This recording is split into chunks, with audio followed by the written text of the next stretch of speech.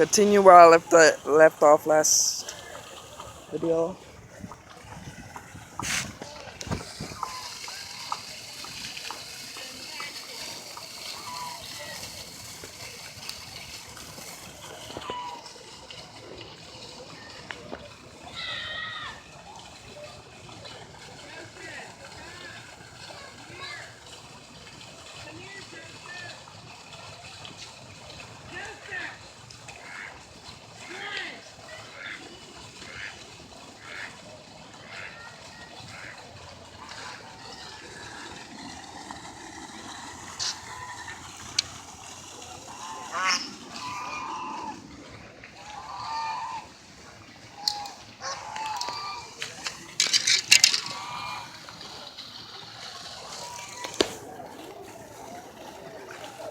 Alright people, here's my setup. I'm using